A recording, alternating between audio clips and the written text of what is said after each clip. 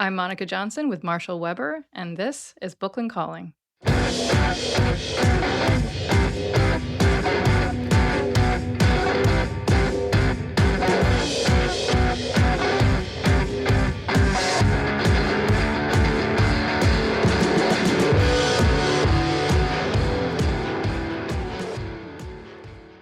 Okay, welcome to our show where we talk about artists, libraries, and social justice. Marshall and I are both artists who also head up Brooklyn Inc., an arts nonprofit located in Brooklyn, New York, on the unceded land of the Munsee Lenape people. And we created Brooklyn Calling to amplify voices in the artist book field and to explore art making as a tool for community engagement and for social change. And today, our guest is the Monument Quilt Project, which is a collection of more than 3,000 stories by survivors of sexual and intimate partner violence. It was a project of the Baltimore and Mexico City based organization Force Upsetting Rape Culture, and it took place between the years 2013 and 2019. In 2020, Brooklyn published a box set collection of archival materials of the Monument Quilt Project that represents the work of the project. And today we're joined by one of the co-founders, Hannah Brancato, and a leadership team member, Lorena Kourousias. Welcome, Hannah and Lorena. Hello, hello. Hello. Hello. Thank you so much. I'm wondering if the both of you could, for our listeners, describe some of the actual history of the quilt and some of, the method that the quilts were constructed under so that they can get an idea of just how intimate and intense and healing that process was. Yeah, I can start and maybe I'll narrate us into the first tour that we did, which is when Lorena and I met and started to work together. So the Monument Quilt was co-founded by myself and Rebecca Nagel back in 2013. And we had already formed the activist and artist collective Force Upsetting Rape Culture at that time. We formed in 2010, both of us having a drive to have a more public dialogue about sexual and intimate partner violence. So we wanted to make art and share stories and resist the silence around sexual and intimate partner violence. And for me, part of that was coming out of working in a domestic violence shelter, an emergency shelter where the confidentiality and privacy was a matter of safety. But I also, in that space really felt that the kind of conversations and learning that happened within the shelter should happen beyond the walls of a shelter as well. And so, by the time we started the Monument Quilt, we had done a couple of culture jams. We were playing around with modeling what a consent culture would look like. I guess the one that people might be familiar with is the Pink Loves Consent project, where we pretended to be Victoria's Secret, promoting a line of consent-themed underwear, and made a fake website and, got people excited about the idea that Victoria's Secret was putting ask first and let's talk about sex on their underwear to replace slogans like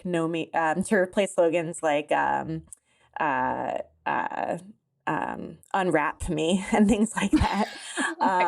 So, we, at that time, consent just wasn't even being talked about at all. It's a word that now people are more familiar with and hopefully an idea that people are engaging with more. But in 2012, it just wasn't a conversation. And it was just when the campus sexual assault movement was getting going. So we kind of gathered an audience from that. And what we found was that people wanted to have these conversations and wanted to be involved through art because I think art creates a little bit of a buffer. This is, we're talking about sexual violence, we're talking about trauma, but art creates a little bit of room to engage in a way that, I don't know, maybe there's a form of protection or just space to maybe tell your story in a different way. But, you know, in modeling all this stuff about consent and like having fun with it, we just recognize that we do live in a world, as much as we want to create this culture of consent, we live in a world where so many of us are survivors. And we wanted to create the Monument Quilt as a way of making space for survivors to be safe in public, to be safe to be able to identify ourselves in public, to be safe to be able to connect with each other and tell our stories in public. Um, and to create like a public ritual of healing in that public space. And so that happened like on a few levels. And, you know, from the very beginning, before we even formed the leadership team in 2014, from the beginning of the Monument Quilt in 2013, we were like consulting with lots of people.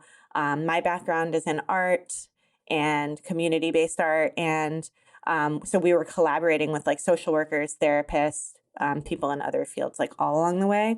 And with some of those folks, including Kate Bishop, who ended up being on the leadership team too, we made like a workshop guide. So we created a document that anybody could use that was a guide about like how to facilitate your own monument quilt making workshop.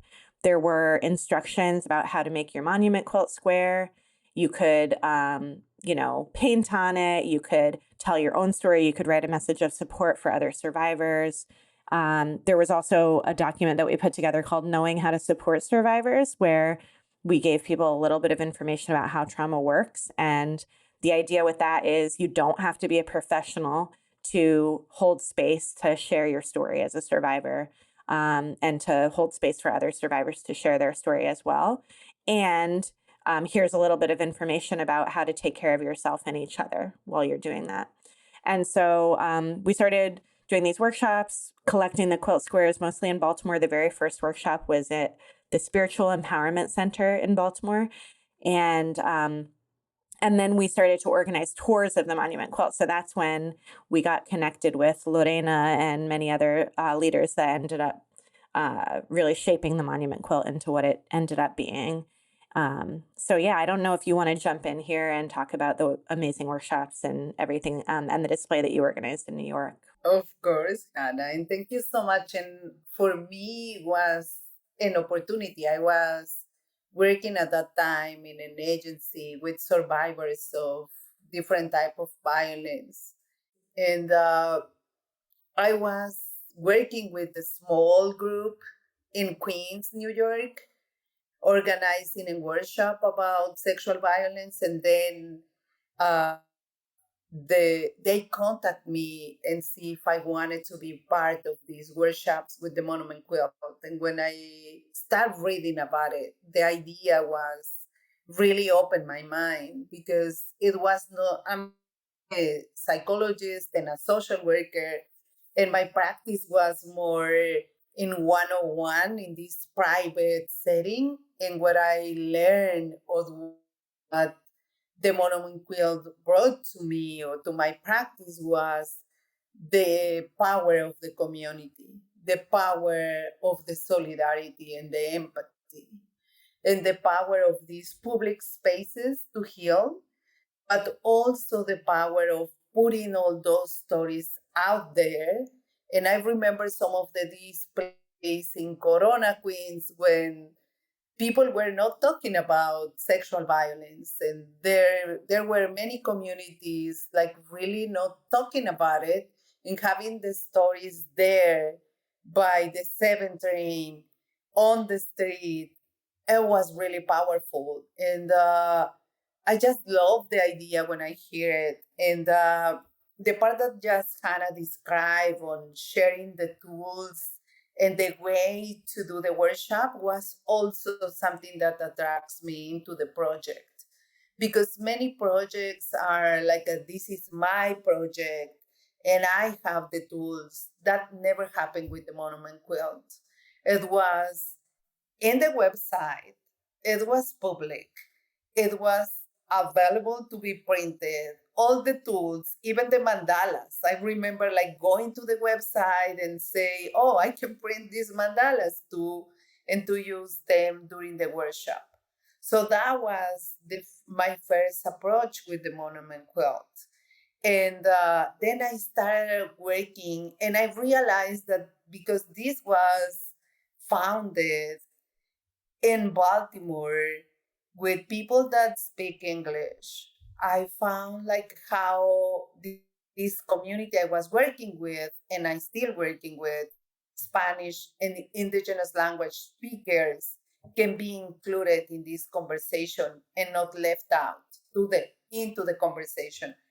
And so it was beautiful the way that the community involved and interact with the quilt, because our community were a lot into painting, stitching stories. And when we start with the first workshop, they just got in love with the workshop. As a matter of fact, some of the first groups are now running their own like sewing workshops around violence, how to face it, what to do.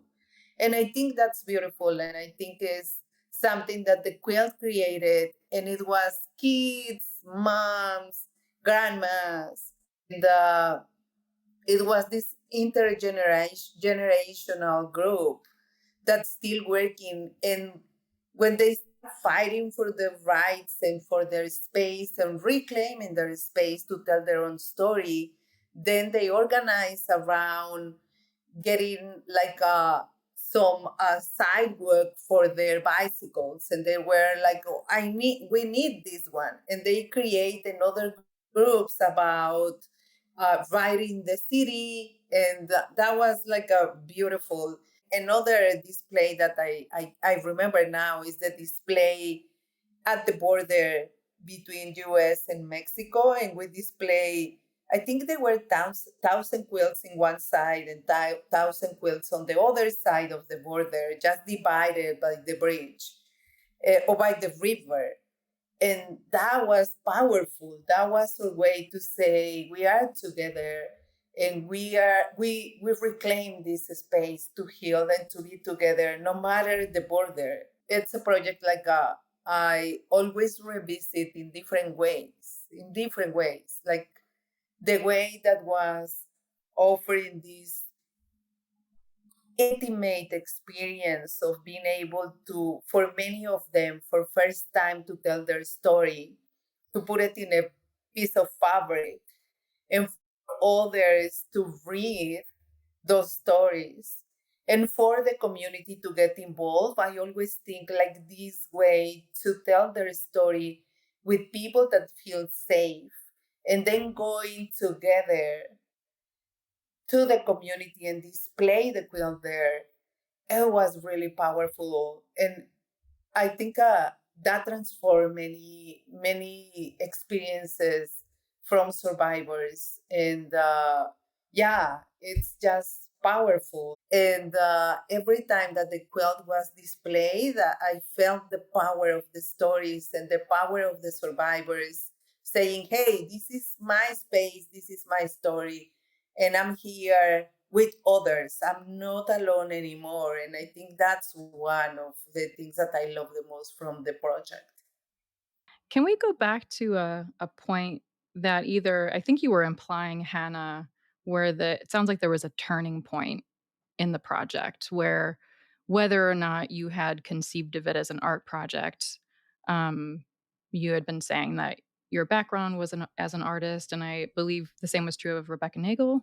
Is that true? Yes. Mm-hmm. Yep. And so either way, intention or not, I feel like some of the early press coverage articulated it as that like two artists are addressing sexual and intimate partner violence through quilt making, et cetera, et cetera.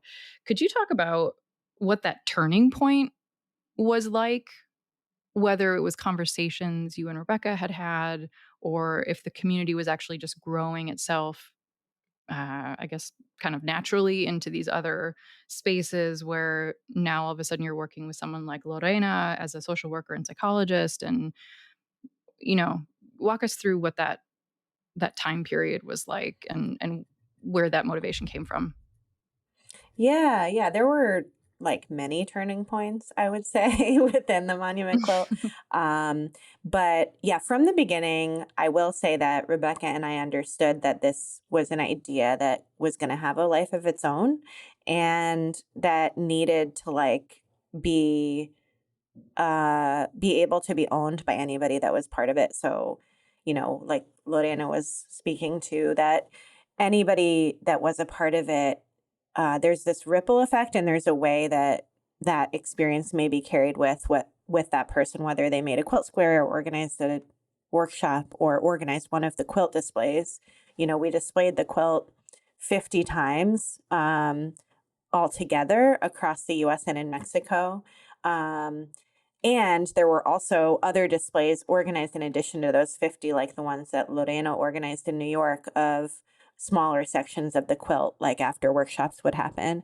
And so, yeah, there just were this, like, there was this multitude of experiences happening. And one thing I think is always important to say, you know, you happen to be interviewing me and Lorena, the two members of the Force Collective that are still part of the collective are Shanti Flag and Mora Fernandez, who's based in Mexico City and brought a lot of the energy of the Monument Quilt in Mexico, and also was introduced to the project through Lorena, through that New York display. But, you know, you could talk to either of them. You could talk to any of the, you know, there were about 20 people on the leadership team throughout the project. You could talk to the hundreds of people who hosted workshops or the thousands of people that made a quilt square and get a completely different narrative. I mean, there probably would be some common threads that, you know, kind of that we weave together into this quilt, but we all had our own, I guess, you know, our own role, and it impacted us in different ways. So I think the project was designed for that, by being a quilt, by being something that everybody could make their own. But then there were two points when I think the quilt taking on a life of its own, I don't know, there was like an intense energy around it, I would say. So the first one was when we decided to form a leadership team. And that was after the 2014 tour. So the first display was in Baltimore. Then we did a small display in DC. And then in the summer of 2014, we organized a 14 city tour across the US. And that included the Queen's display. And we worked really closely with folks on that display who had organized workshops in the lead up, and realized that we needed more wisdom and more just organizing power and ideas and leadership from people beyond like the two of us artists, right? Because it was more of a, I don't know, like there was this potential around movement building that was beyond just a symbol or just a moment. And so, yeah, forming the leadership team was a big deal.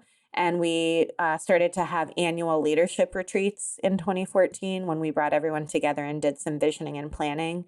And then another turning point happened in 2016 when that leadership team and the staff, including Shanti that was involved at the time, and Saida Agostini at the time, really, you know, started to, well, I think actually Saida joined a little bit after this, but was definitely part of the movement to make the staff collective within Forest, rather than having like more of a nonprofit structure with like a top-down leadership kind of structure. So in 2016, the leadership team really started to hold us accountable to reflecting the values of the Monument Quilt, reflecting the values of decentralized leadership, of shared decision making, you know, transparency about how decisions about money are being made, and things like this. And so there was a retreat in 2016 when a lot of those questions initially came up.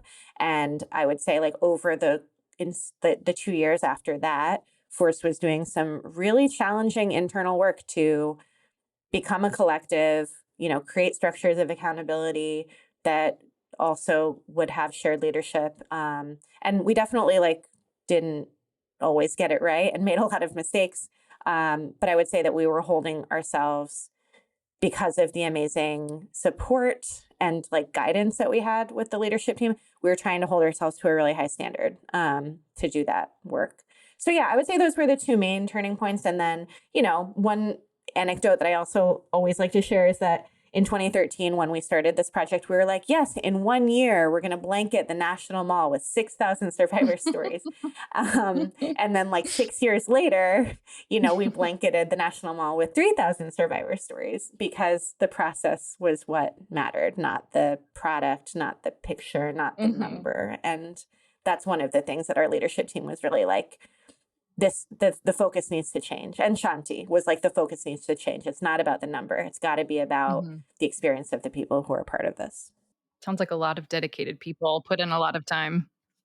Oh my God. So much time and energy and emotional It labor. was a lot. Yeah. And that was a really hard time, right, Lorena? It was like, it was really hard work that we were doing. Like, it was hard work because I mean, in many ways, on my end, I had my full-time job, my full-time commitments, and then this project was something that I was passionate about, but I didn't have enough time to do what I wanted to do with the quilt.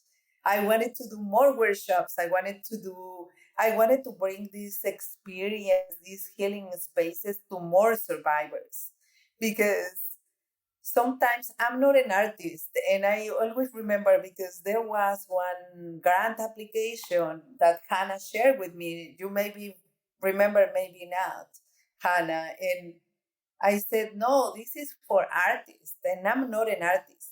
And Hannah said, yes, you are. And I'm like, am I? It's like, no, I'm not. But I think it was a lot of growth also professionally, but it was an intense work. Just these retreats, thinking on going 3 days or 4 days, like to another city and to work together. Really an intense because Hannah was not the only one being like a holding to high standards. We all wanted to do it. We all think like 6,000 quilts were able to be collected in a week. We all thought so. We were like, yes, we just have to keep working harder. We're going to do it. We're going to do it. And I think that reflection of 3,000 are more than enough because we are enough. And the work we did is enough. And this is the beginning of something that is growing more in different directions, and maybe other people can take it from here. And or maybe it can be transformed in a different way. And this initial goal of having 6,000 gold in a week, 6,000 quilts in a week, maybe was not what exactly we want. We want those spaces, at least on my end. I want those spaces to be like more available for our community. I want more survivors to have this possibility to heal in a collective way and like kind of having the support and safety they need to tell their own stories and this idea of the girl to tell the many stories, not just one, was like it's something started turning in a different direction and I think that's the beauty of the intense work that we put into this and we all put our skills and what we could put over there, the time, and every time that I was like, yes, I'm gonna put more time here. And I just couldn't until I got to the point that this is what I can do, and I'm gonna do it on my best way. And yeah, but every time I see the quilt, I see pictures of the display at DC or the display at the border of Mexico and US. I got this feeling of let's do it again. Let's get those other quilts because Yeah. it's just powerful. It's powerful. Yeah. And it's like, no matter how hard it is, every time, I mean, so now that it's been 3 years since the final display, every time I have a conversation like this, like Lorena, we haven't even talked on the phone in a little while. Like we haven't caught up and, but every time you and I connect, or I connect with somebody that we were organizing so closely with for those years, I just have like so Hmm. much nostalgia, and I want to go back in part because of their relationships. Like I want to go back because Mhm. it was a struggle, and there was conflict, and it was painful at times, but it also was beautiful. And it was like, oh God, I grew so much in that time. And I think we all did, like beyond what we thought we were capable of.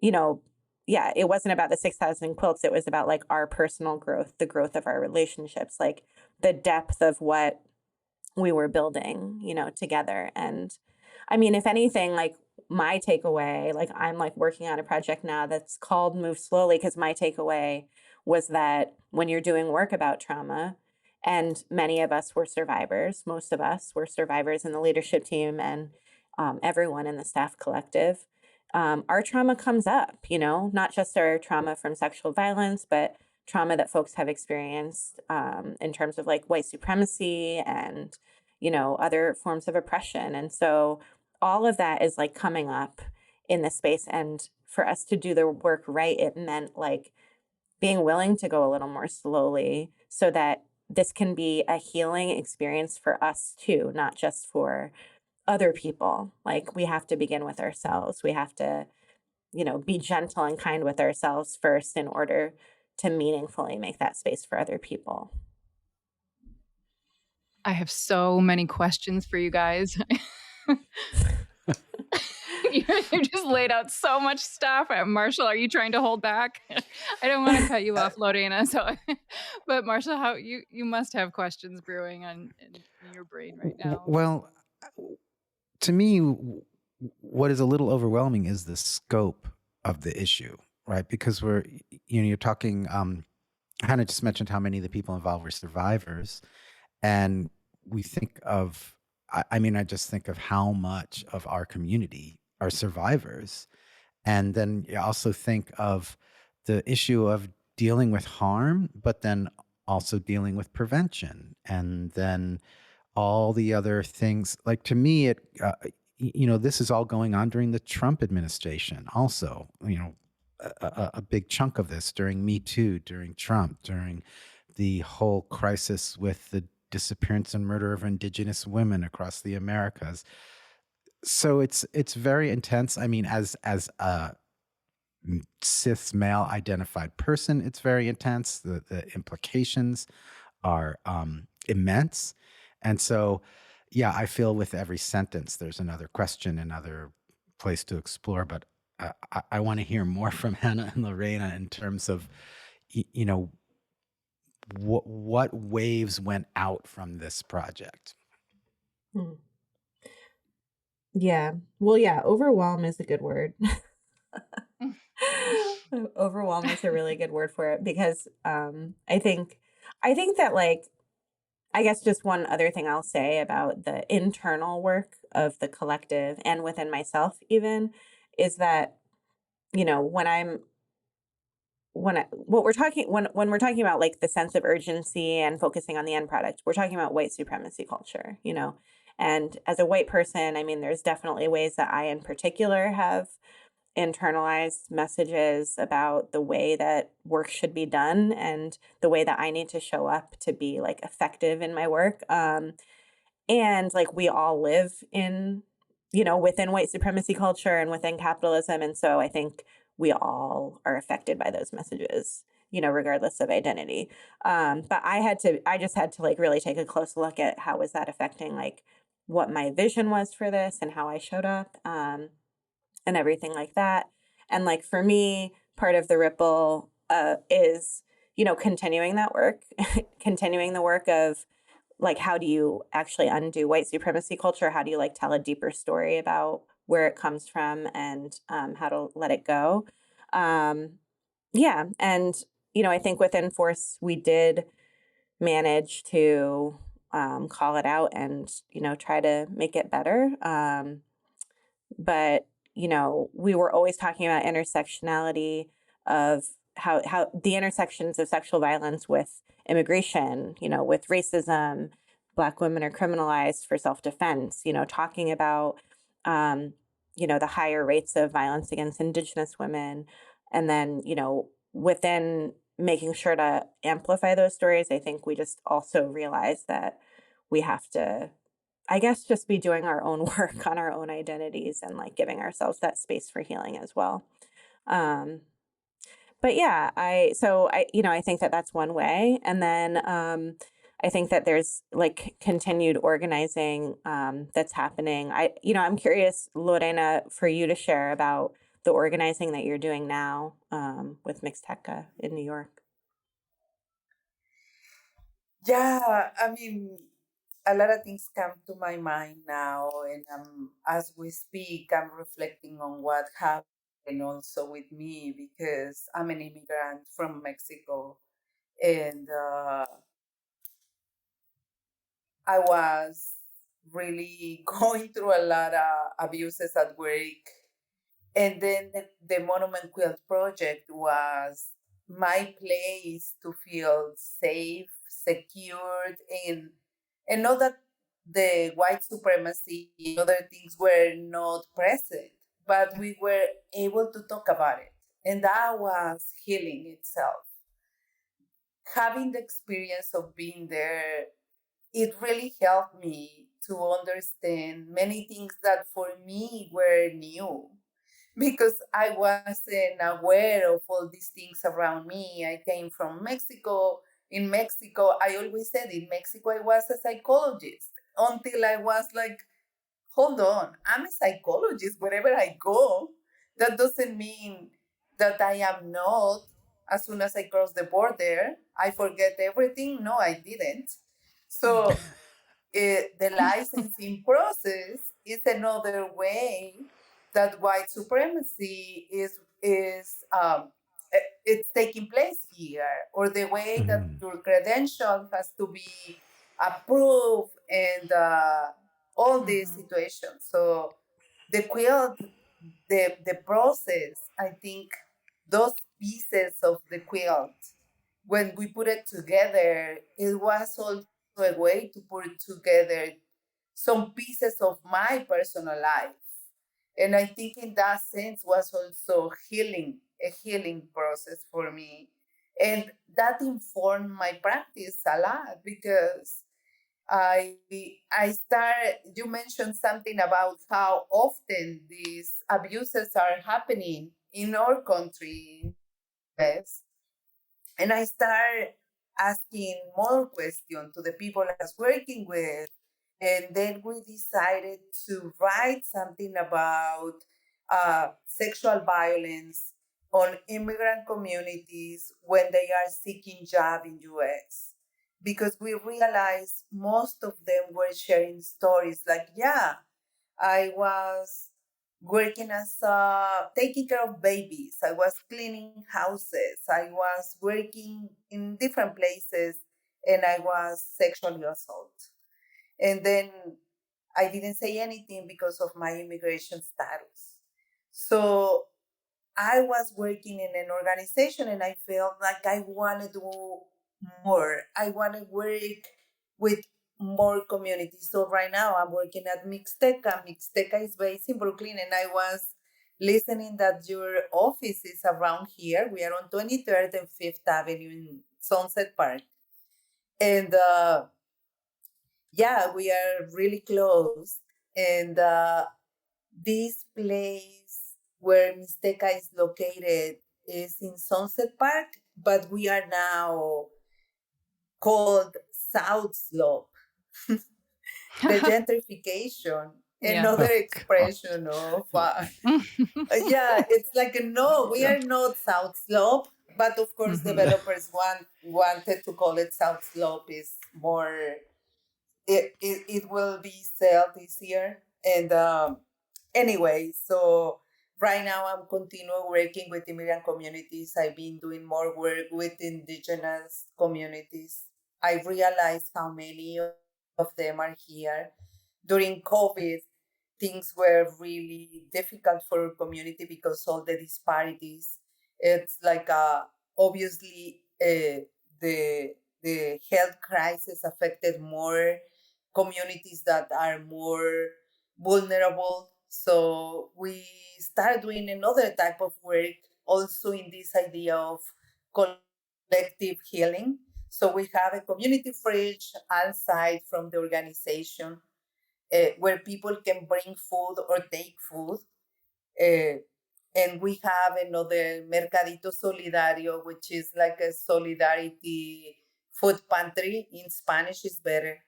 Mercadito Solidario is better. It's difficult to translate it. And that's another place when we ask the community to get involved in the solution and to open spaces to see why in this neighborhood where the apartments are getting super expensive are still leaving people with no food on the table, and why they were the ones that have to go out during COVID because they didn't have the possibility to work from home. So as Hannah was mentioning, different expression of white supremacy. Those are the things I'm doing now, among many, many more. And but still, I always wanted to go back in another, at least another workshop of quilt making, and I think that's going to stay with me for a long time. Yeah, I mean, I have to say that, like, Lorena, when you say, "Oh, I wanted to do more," I can't even imagine what that would have looked like, because you did so much just as part of the Monument Quilt as like your extra volunteer thing, and then in addition to, that's just like the icing on the cake of like all of this other organizing that you're doing. Yeah, you're like a complete powerhouse and an amazing person. And I think it's important to say, like, you organize more quilt workshops yourself. I think you probably organized more quilt workshops yourself and collected more quilt squares, um, maybe than anybody else in the project. Maybe you and Maura are tied. I'm not sure. But, just hundreds of quilts came out of the workshops that you organized. Could maybe this is a good time. One of my questions that I'm trying to be patient with and take your advice that, like, I don't always have to do more. I don't have to ask all these questions. We can slow down and just go with what we have. But this might be a good time to address one of those questions, which is like, what were those workshops like? Like, how I'm so curious about that space that you all created over and over again that facilitated the quilt making.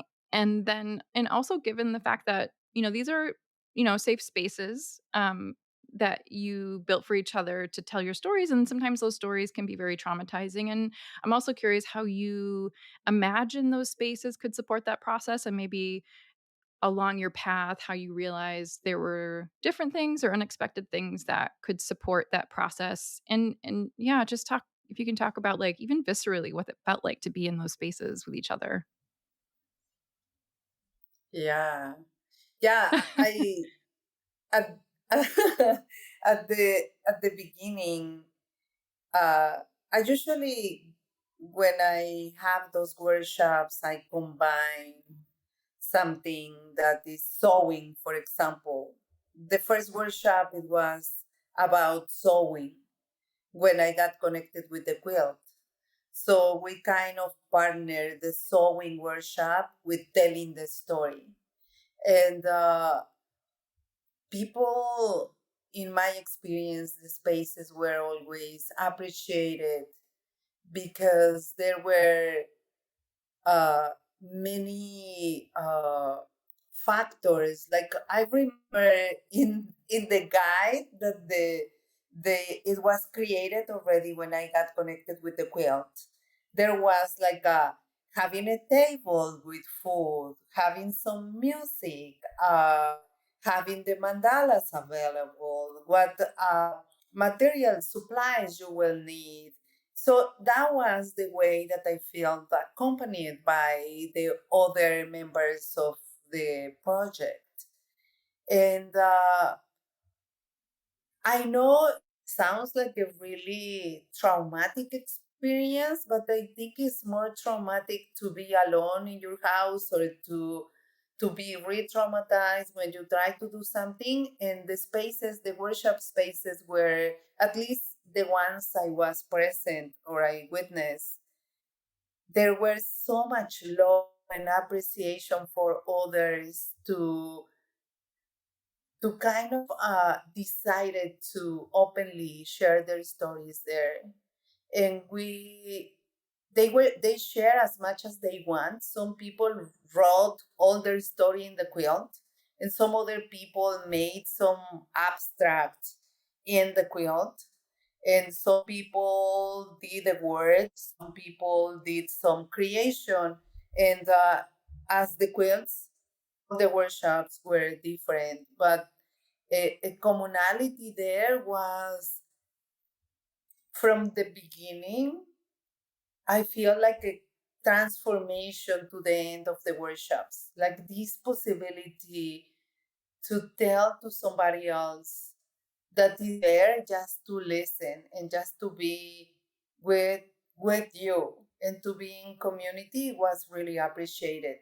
And on my side, I was tropicalizing the workshops because as Latina, I remember, Hannah, I don't know if you remember this hike for healing, the the team organized around fundraising because of course we need some money for materials and other stuff. And I remember my community don't hike. If I do hike for healing, we won't have not even one. But how about if I do dance for healing? We love dancing. So we did in the hike for healing, we did our version dance for healing. And that's what I said. It was different. I don't know in your experience, Hannah, uh, witnessing the Yeah. workshops. I think you're right. Like, I think that every workshop space, had probably its own unique, flavor. Like, some of the workshops that I was in did have more of like a meditative or like a quiet tone. So, you walk into the workshop space and there's maybe some tea and there's some like nice scents and there's, materials and people are coming and going and, there's texture, there's fabric, there's paint, there's, thread to sew with. It's definitely like a tactile experience, but people are invited to like engage with telling their story in a nonverbal way. So some people might write their story or write a message of support, but they might also, just sew or draw or like, kind of be more in their body in that kind of a way. So yeah, some of the workshops that I was in were more like that. So there might be like less verbal sharing, but there was sort of an agreement and a witnessing of like holding that space together.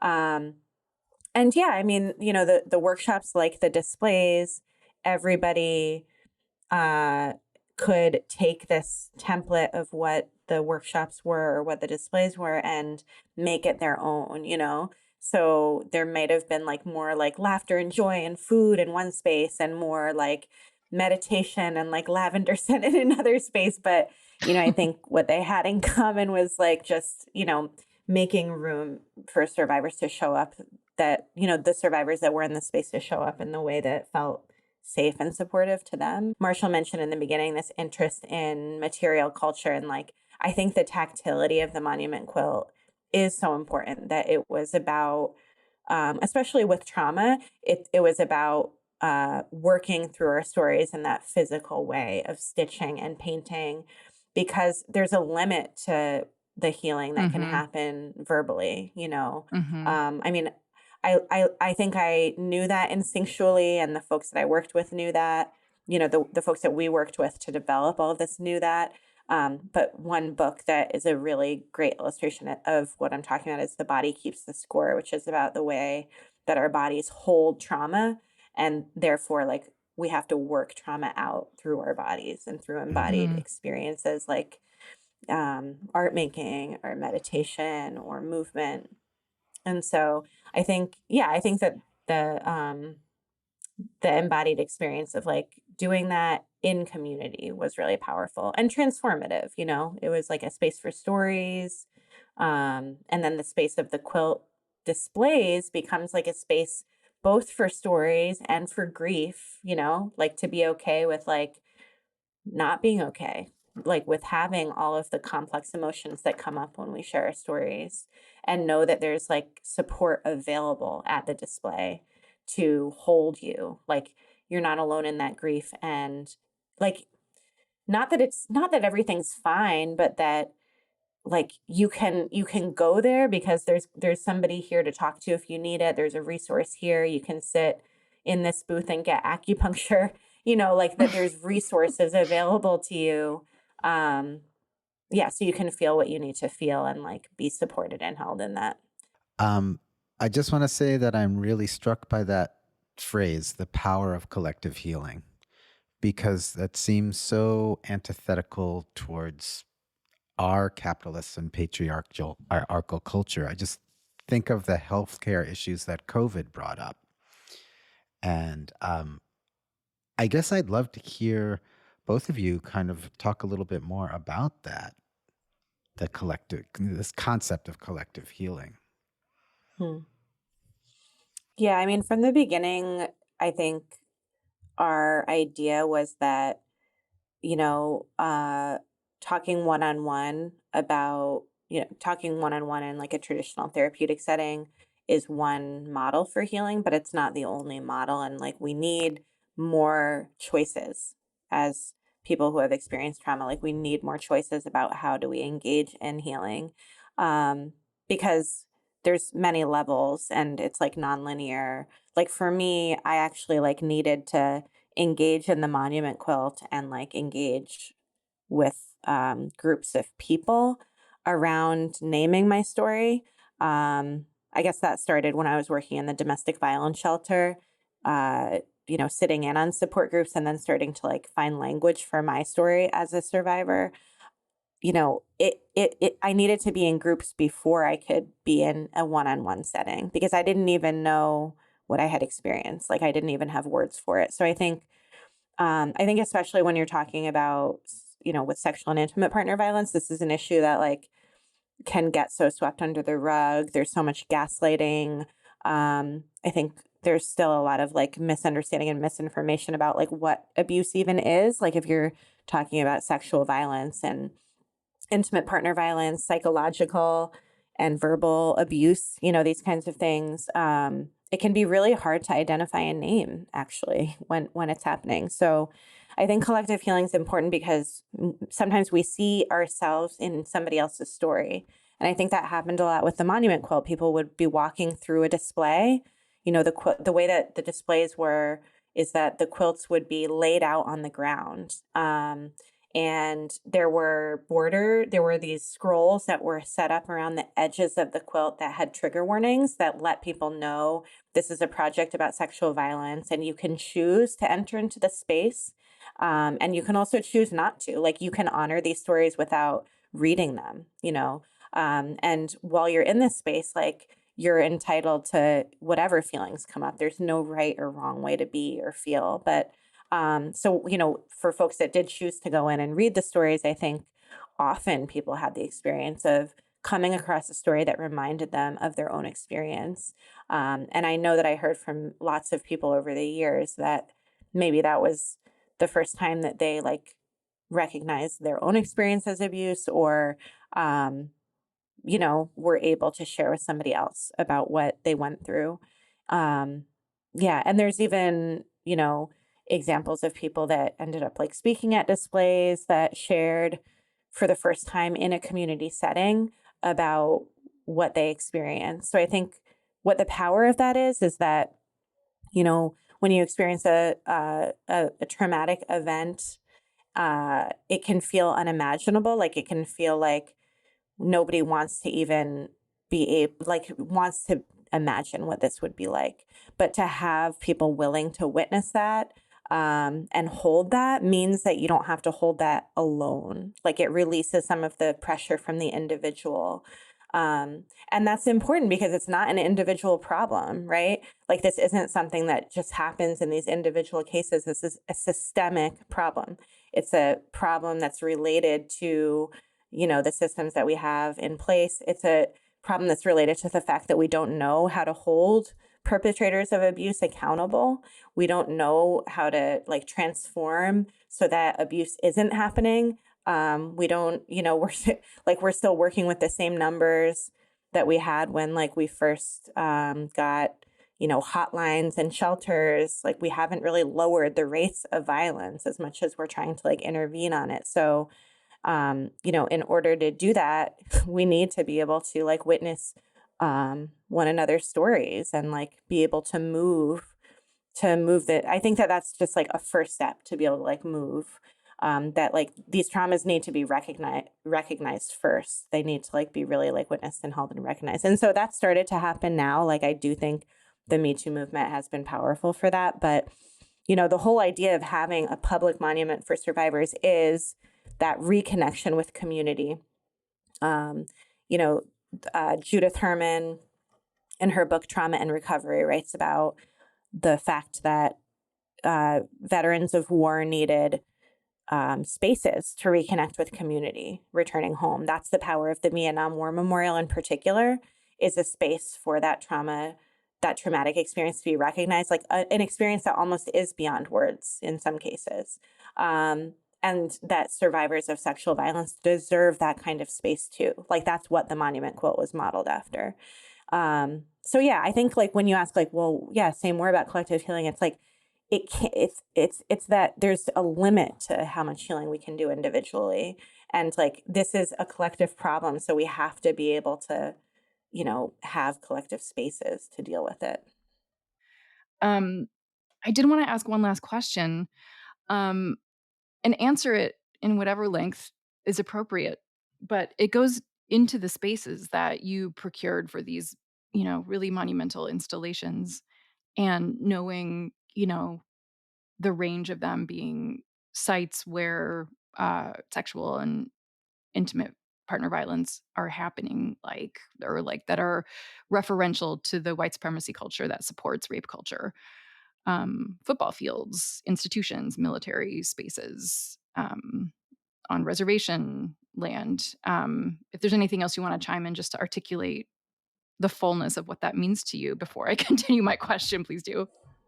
Yeah, and also there were a few displays that were outside of prisons. One outside of a courthouse where there was a sentencing hearing for Marissa Alexander, who faced jail time for firing a warning shot in self-defense. Yeah.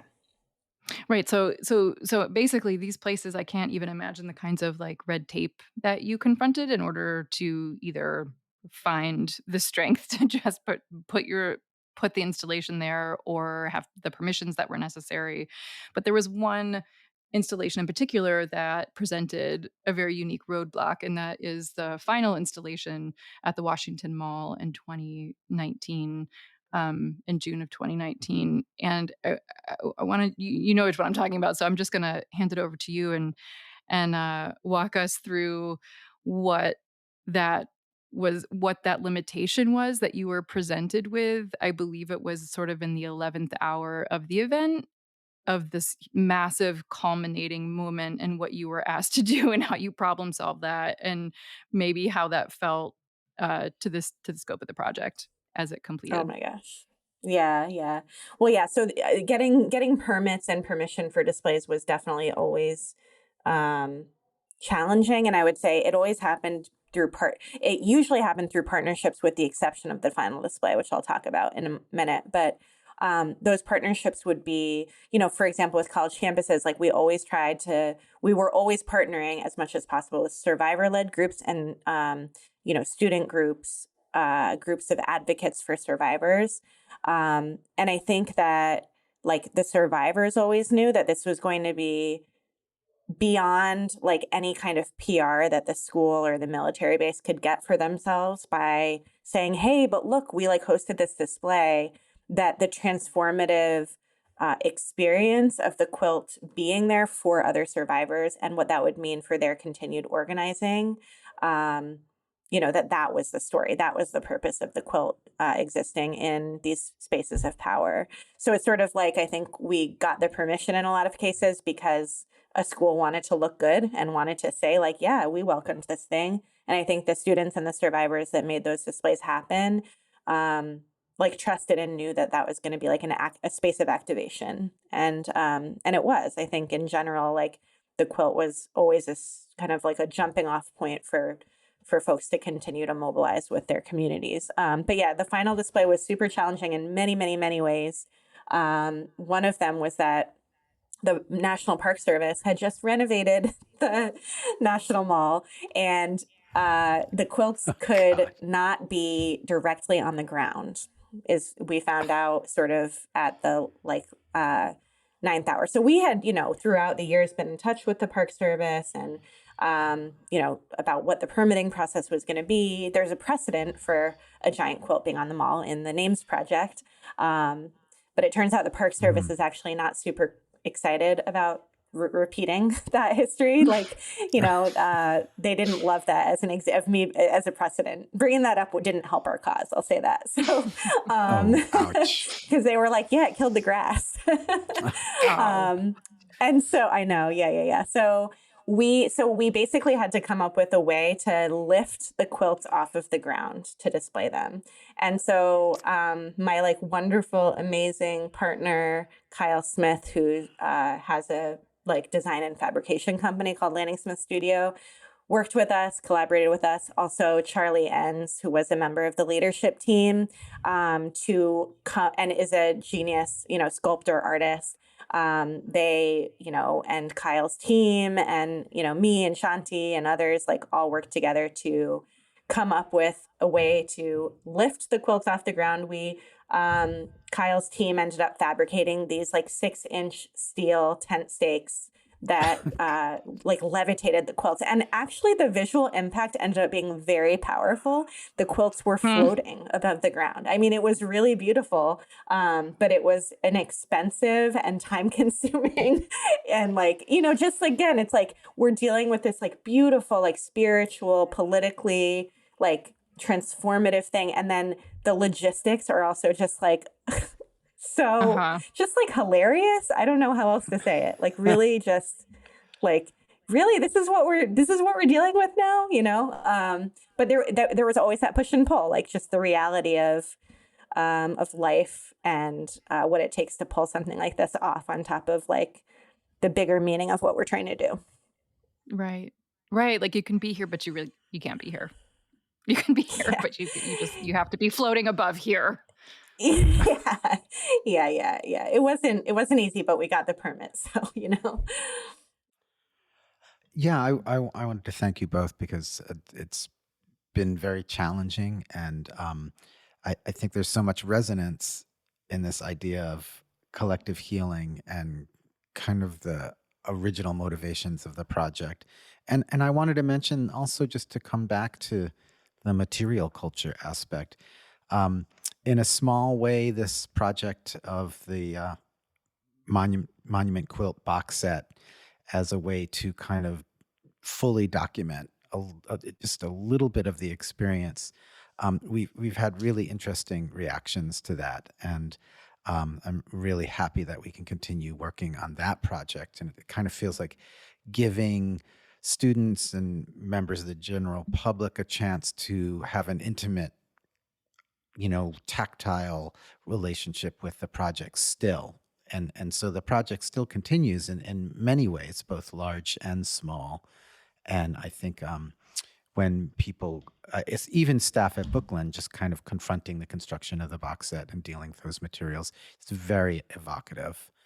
And again, also very challenging and very inspiring. Yeah, thank you. Yeah, as we continue to archive it, I mean, I mentioned this earlier, but I really believe it's going to have another life and another story to tell. And the quilts, we can talk about it all day, but witnessing the quilts and like touching the quilts and being around the quilts is what the project is about, So, yeah, we're continuing the archiving effort. There are more box sets by Bookland. There's also about 650 quilt blocks that we're looking to place in permanent collections.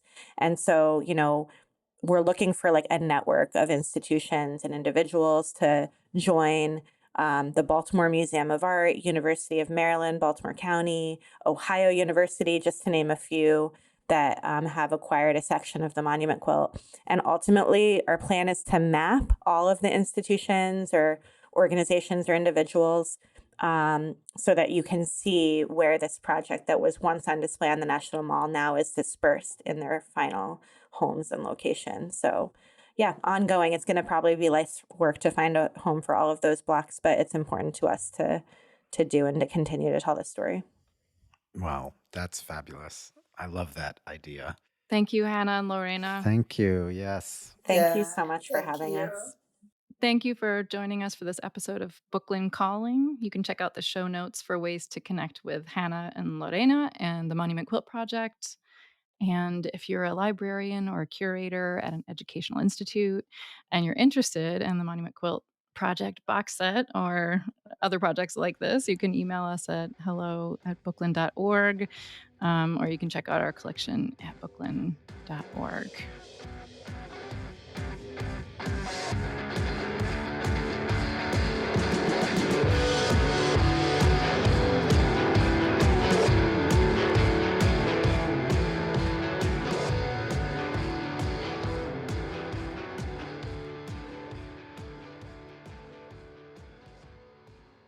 This podcast was made possible in part by funds from the New York City Department of Cultural Affairs and in partnership with the City Council, and from individual donors to Bookland Inc.